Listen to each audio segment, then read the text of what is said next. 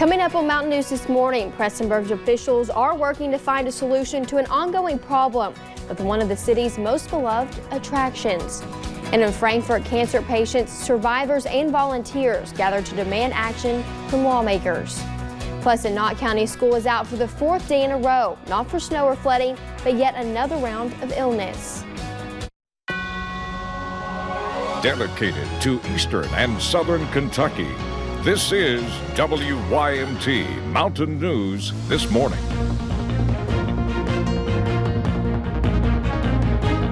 Good morning. The time is 6:01 on February 21st. I'm Madison Pergram, and thank you for joining us on Mountain News This Morning. On this Friday, you have made it through your almost working school week, almost to the weekend, and Brandon Robinson has some good news for you about your weekend weather. It's going to be sunny. Brandon. Hey, quit trying to steal my thunder. I want to give the good news out this morning, okay? Okay. You read the other news, and I'll give out the good news this morning. But yes, it is cold, though, this morning. Frigid, actually, across the region. Let's take a look outside WYMT to start us off this morning. Skies have cleared out, and things have calmed down from yesterday. Some snow flying yesterday. No accumulation in most of the valley locations, but some of the ridges got a little bit, and there could be some slick spots on the roads this morning. That's why we're having some school closings and delays there. You see those at the bottom of your screen. Some of those are on the for the sickness side there. I know Knott County, Lee County out today because of that. They've been out most of the week. Temperatures right now 16 Moorhead and Logan, down also to 19 in Ashland, Somerset, London, and Williamsburg. Wise too. It is 15 right now in Irvin, and the warmest spot in the entire region is Middlesboro at 25. You factor in the wind chill, 9 is what it feels like in London, 7 in Monticello, 10 in Somerset, and 12 in Jackson and Harlan. And the temperature change from this time yesterday, and remember, it was getting ready to snow this time yesterday morning. It's 10 to 15 to even close to 20 degrees colder than it was this time yesterday. So a frigid morning and a frigid day on tap. Only 39 even under full sunshine today. So bundle up. The weekend, though, looks better. We'll talk more about it here in just a little bit. Madison. Thank you, Brandon. Well, after floodwaters poured through Archer Park in Prestonsburg last week, city officials say the time has come to make some changes. WYMT's Buddy Forbes spoke to officials who said the cleanup efforts and damages to the park are becoming too much, so they are making plans for the future of the city's beloved space. A reoccurring issue in Prestonsburg. It impacts our tourism, it impacts our economy, it impacts just happiness, quality of life. As floodwaters once again force crews to devote more time to cleaning up Archer Park. Well, this time of year, there's a lot of things we need to be doing other than cleaning up flood mud. So we're getting behind in other areas. Flooding usually impacts the park every year, but the issue is now becoming more frequent, with barely 2 months between the last flooding and the most recent. We have one building that we're losing because of the flood. It keeps eroding the ground underneath the building. It's washing it out. Rebuilding will cost the city $70,000, which they say is only part of the inconvenience. We'll have spring soccer this year. They may have to move them to the college because these bottoms won't be dry enough. The park is a tourist attraction, which is why Mayor Les Stapleton proposes the city reroute the current water that flows through the area and raise the park 40 feet. Which will bring it level with the offices and the pool and stuff over there.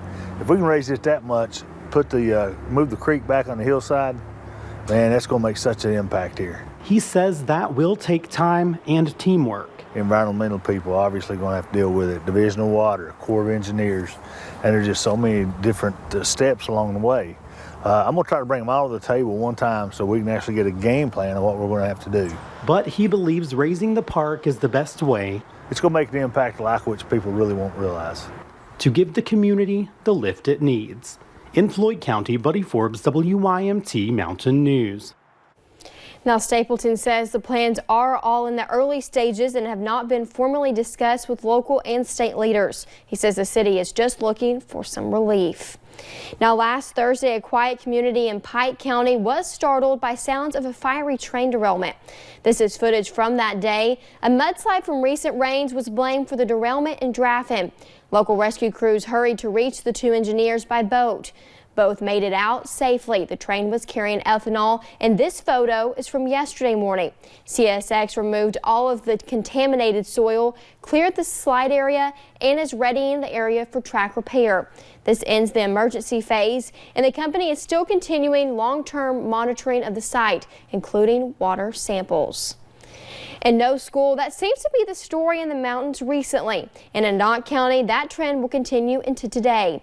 Flu, strep, and the other illnesses have caused attendance to drop drastically. WYMT's Lacey Roberts talked with Knott County school officials who say this break from school will hopefully get everyone feeling better.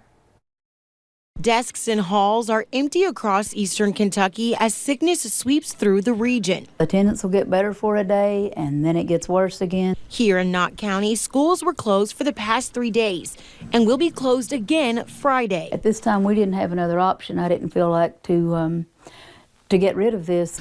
With that, deep cleaning begins as students stay home. Give them a chance to recuperate and get to feeling better because they're going back and getting sick all over again. New methods of cleaning help speed up the process. A lot of this stuff you don't even have to wipe, you just spray and go. Giving janitors more time to clean the entire school.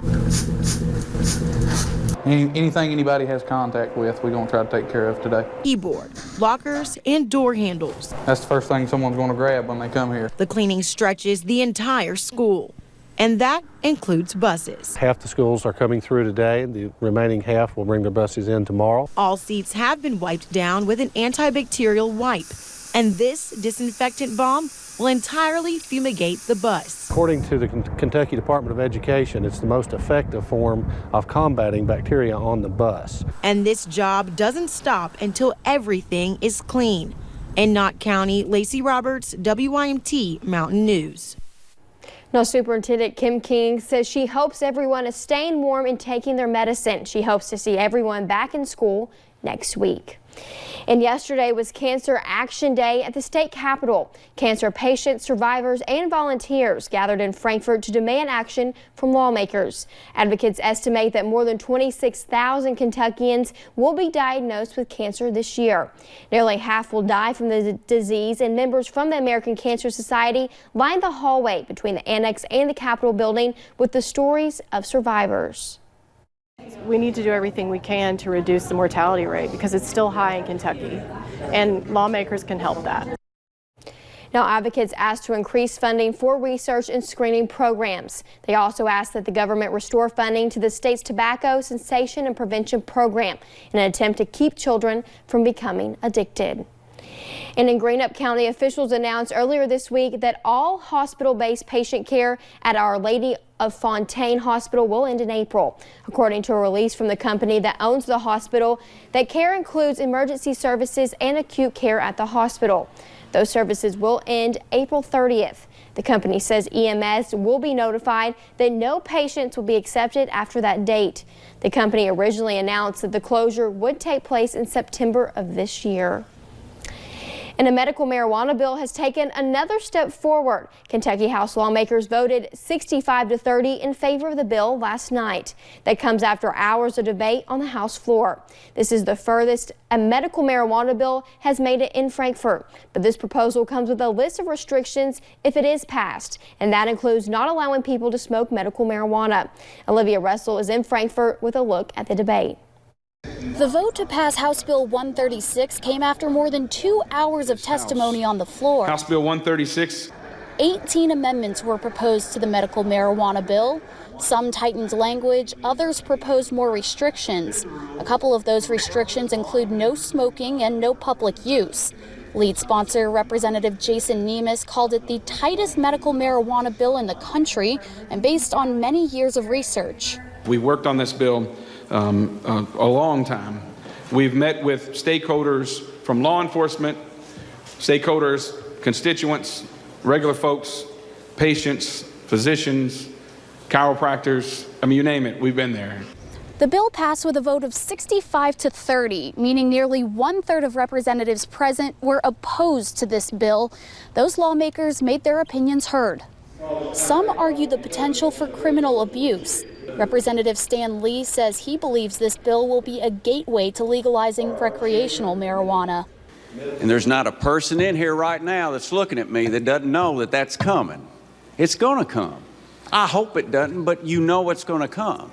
But despite the opposition, the bill will now go to the Senate, where more lengthy discussions could happen. And it's time to go over there and start making the case stronger than we've made it before. Olivia Russell, WYMT Mountain News. Now, there are 19 states, including Kentucky, where marijuana, either medical or recreational, is illegal.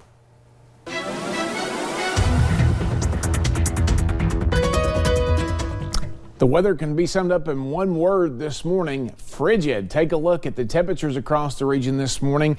15 in Irvin, 25 in Middlesboro. That is the range. And when you factor in the wind chill, single digits. London, Monticello, close to it there. Somerset, Harlan, and Jackson this morning. Lexington also in the single digits. Your forecast today, we're going to round off and start around 20 on our forecast this morning. 39 with sunshine later today, but clear skies tonight. And we'll be back down to the low 20s, but shouldn't be as cold, but pretty close to what we saw this past overnight hours. Madison? Thank you, Brennan, and thank you for joining us on Mountain News this morning. More news is on the way. Morehead State University welcomed a very special guest to campus yesterday. We'll have the details just ahead.